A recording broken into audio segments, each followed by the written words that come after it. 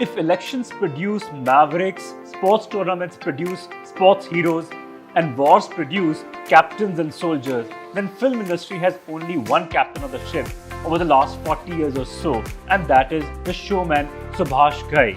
Lights, please. It goes sound. Camera. Action!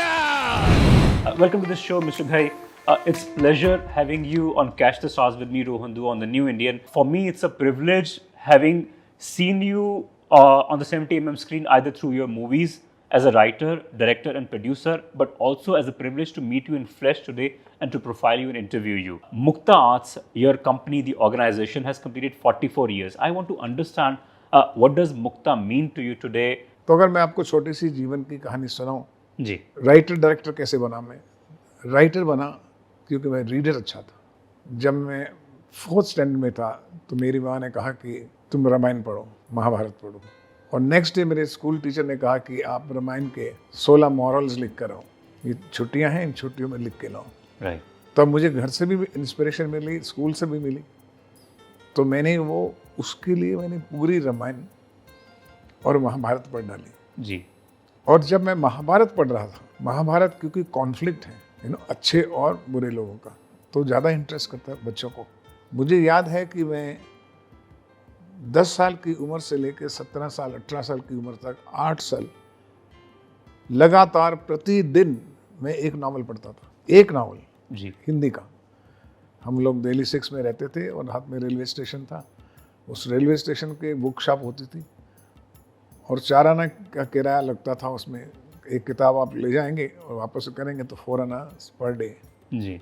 और 4 आने मुझे खर्चा मिलता था माँ बाप से।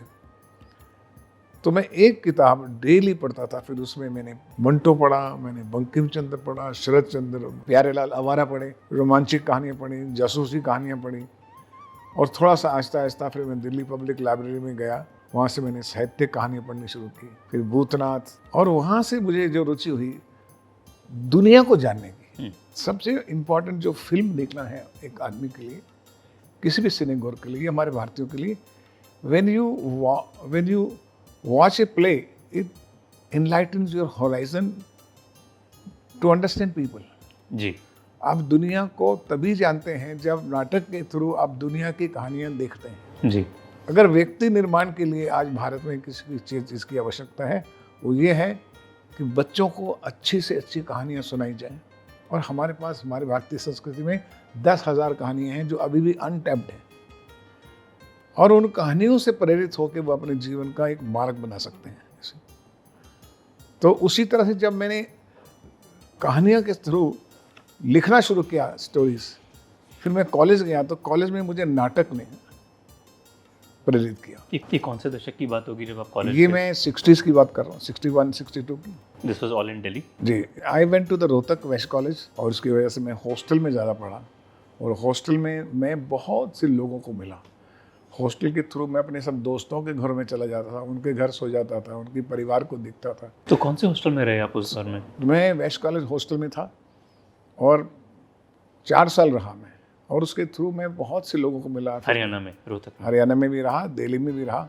तो दिल्ली में आना जाना था, तो मेरा एक शौक हुआ कि मैं जिसको मिलूं उसकी कहानी जानूं। ठीक है। मैं ये कहना चाहता हूँ कि जितनी भी मेरी यात्रा है 44 साल की है, उसके पीछे जो भूमिका है वो एक ऐसे बंदे की है जिसको बचपन से माँ ने, बाप ने कहा कि जो तुम्हें करना है करो। बीकॉम तक था, लेकिन जब उनको पता लगा मेरे पिताजी को कि बीकॉम में ये सिर्फ गोल्ड मेडल ले रहा है थिएटर के नाटक करने का, और थिएटर के acting, writing, direction, music, symposium, मैंने कोई चीज़ छोड़ी नहीं कॉलेज में जिसमें मैं भाग नहीं लेता था या ट्रॉफी नहीं लेता था। तो मेरे कॉलेज के प्रिंसिपल साहब ने मेरे पिताजी को कहा कि आप इसको गलत जगह डाल रहे हैं, चार्टर्ड अकाउंटेंट बनाने के लिए कह रहे हैं, इसको आप मुंबई फिल्म के लिए भेजिए, क्योंकि ये बहुत टैलेंटेड लड़का है और नाट्य शास्त्र से जुड़ा हुआ है। ठीक है। तो मेरे पिताजी ने फिर मुझे सलाह दी कि तुम FTI जाओ और वहाँ जाके तुम पहले ट्रेनिंग लो, ताकि जब ट्रेनिंग लोगे तो तुम्हें लोग इज्जत करेंगे। जब आप ये डायलॉग्स लिखते थे, वो दौर कैसा होता था? कहाँ पे आप बैठ के लिखा करते थे? कितनी मुशक्क़त करनी पड़ती थी? कितनी रीवर्क होती थी वो स्क्रिप्ट्स की? कोई आपका साथ देता था आपकी फैमिली से, या आप कोई असिस्टेंट रखा करते थे? इसी जब कोई भी प्रोफेशन आपका स्वभाव बन जाता है तो आप अकेले भी काम कर सकते हैं और टीम के साथ भी काम कर सकते हैं। अकेले जब आप काम करते हैं तो आप दिल से और आत्मा से करते हैं, और जब दिमाग से काम करते हैं तो आपको टीम चाहिए जो कि आपकी आलोचना करे या आपकी इम्प्रूवमेंट करे या आपको समझाए कि आपने सही सोचा है गलत सोचा है। तो अकेलापन भी उतना ही इम्पोर्टेंट है जितना टीम के एसोसिएशन इम्पोर्टेंट है। ऐसी दोनों चीज़ें इम्पोर्टेंट। नागपुर में जब मैं पैदा हुआ तो मेरे नाना लॉयर थे, वकील थे, और मेरी जो मौसी थी वो सितार बजाती थी, और मैं आर्य समाज में जाता था संगीत सुनने के लिए। तो वहाँ हारमोनियम तबले को मैं बहुत, मुझे मालूम मैं 2 साल का था, और वो सितार और तबला हारमोनियम जो है मैं उसकी तरफ देखता रहता था कि ऐसी उंगलियों से कैसे बजाते हैं। तो एक संस्कार होता है ना कि वो आपका जो वो साउंड है, वो साउंड आपको बचपन से 2 साल की उम्र से ही कैप्चर करनी शुरू करती है और आप प्रभावित हो जाते हैं। वो जड़ जो है, वो जो बीज तो वहीं से शुरू हुआ। उसके बाद फिर आप दुनिया का सफ़र करते करते सब कुछ पढ़ा आपने, पर जो आपकी शक्ति होती है ना, आपका जो प्रोफेशन है जिससे आप प्यार करते हैं, अगर आपने वो पकड़ लिया ना तो आपका स्वभाव बन जाएगा। आज मुझे गीत लिखने के लिए कहिए, मेरा स्वभाव है। किसी पोइट को बोलिए इसके ऊपर गीत लिख दो, लिख देगा। बख्शी साहब को बोलिए, आनंद बख्शी साहब को 1 मिनट में गाना लिख देते थे। इसीलिए मैं हमेशा ये कहता हूँ कि do what you love and love what you do. You must do only those thing which you love. ये जितने भी लीडर बने हैं, हमारे नेता बने हैं, जितने अचीवर्स बने हैं, हमारे आइकॉन्स बने हैं, ये आइकॉन इसलिए बने कि उन्होंने उसको, उस पैशन को अपना प्रोफेशन बनाया, प्रोफेशन को अपना स्वभाव बनाया। और जब स्वभाव बनाते हैं तो आपकी चीज़ें आत्मा से भी जुड़ती हैं। दिमाग क्राफ्ट के साथ आपका आर्ट बन के एक अपने ही दैवी शक्ति लेकर आता है जो लोगों को भाता है। बिल्कुल। You were largely seen as a writer-director who was also very particular, fastidious about finding the shooting locations, such as shooting in the hills, whether it was Chamba in Tal, Ramlakhan अगर मैं कहूँ, और फिर कर्मा की या हीरो की बड़ी खूबसूरत लोकेशंस हुआ करती थी। जब मैं आपसे मुलाकात कर रहा था पहले तो मैंने इसका जिक्र भी किया इसको समझने के लिए। One of the rare people in this industry who would put so much of heart and soul into finding the locations, tracing them down and then figuring whether the place is right for the movie or not, the locales.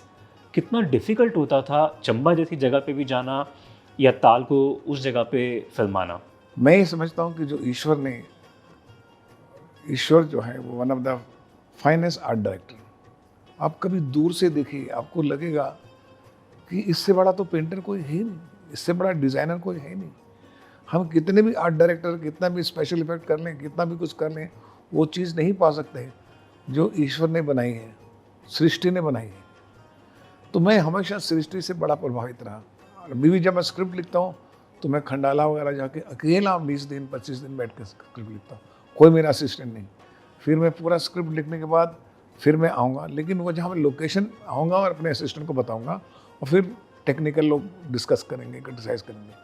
लेकिन जब भी मैं खंडाला जाता था या मैं ऊटी जाता था या हिमाचल जाता था, वो मेरे लिए सबसे खूबसूरत जगह थी जहाँ मैं लिख सकता था। ठीक है। जहाँ उसका एनवायरनमेंट, उसकी एनर्जीज, उत्तराखंड हो, कश्मीर हो, इन सब जगह मैं गया हूँ। और फिर जब मैं फिल्म सोच रहा था तो इन्विजन करने में, विजुलाइज करने में भी मैं समझता था कि आउटडोर, आपने देखा हो मेरी फिल्मों में मैक्सिमम आउटडोर है। बिल्कुल। तो मैं लिखने के बहाने 15-20 दिन मैं बाहर जाता था, और मैं अब कभी राइटर के साथ भी जाता था मैं। लेकिन सुबह में 5 बजे मेरा ये रूटीन था, 5 बजे मेरे पास जीप आ जानी चाहिए, और 6 बजे हमने निकल के उस लोकेशन की, पहाड़ों के बीच में नदियों को चीरते हुए उन लोकेशन पे पहुंचना जो अनटैप्ड है, जो टूरिस्ट डिपार्टमेंट ने दिखाई है वो नहीं। मेन रोड में जाते हुए जो साइड कच्ची सड़कें हैं उसमें अंदर मैं 100 किलोमीटर अंदर चला जाता था जीप लेके। Would you like to elaborate some locations which you हाँ, discovered? मैं आपको ताल की बताता हूँ, चंबा की लोकेशंस थी और हीरो की लोकेशंस थी जो ऊटी में मैंने ली। मुझे दूसरे प्रोड्यूसर ने बोला ये लोकेशन कहाँ है, मैंने बोला वो जगह है। तो उन्होंने कहा यहाँ तो हमने 100 फिल्में बनाई हैं। मैं बोला आपने उस लोकेशन को अलग देखा है, मैंने अलग तरीके से देखा है। मैं थोड़ा अंदर चला गया। मैं ईश्वर के पॉइंट से देखता हूँ कि इसने कितना खूबसूरत बनाया है। तो क्या होता है, एक डायरेक्टर का विजन होता है कि आप उसको कैसे पिक्चर्स क्यों देखते हैं. The David lean was the director who inspired me a lot because his picture were like a picture post. अगर आप पिक्चर बना रहे हैं तो पिक्चर भी मोशन पिक्चर बड़ी लगनी चाहिए, उसका कैनवास स्क्रीन पर आना चाहिए. बिल्कुल.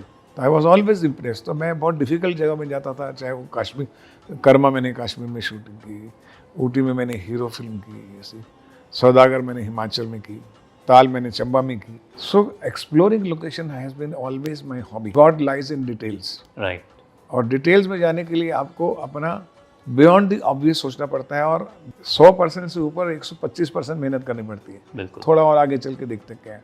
और कभी कभी चीज़ें बहुत खूबसूरत मिल जाती हैं. हम क्या करते हैं 90% काम करके समझते हैं कि हमारा काम हो गया, अभी बाकी लोग टेक्नीशियन करेंगे. वैसा नहीं होता है. भारत में जितनी भी लोकेशंस हैं, इससे ज़्यादा खूबसूरत यूरोप में भी नहीं है. बिल्कुल. लेकिन हम डेवलप नहीं की हमने लोकेशंस. वो लोकेशन अभी तक रॉ है.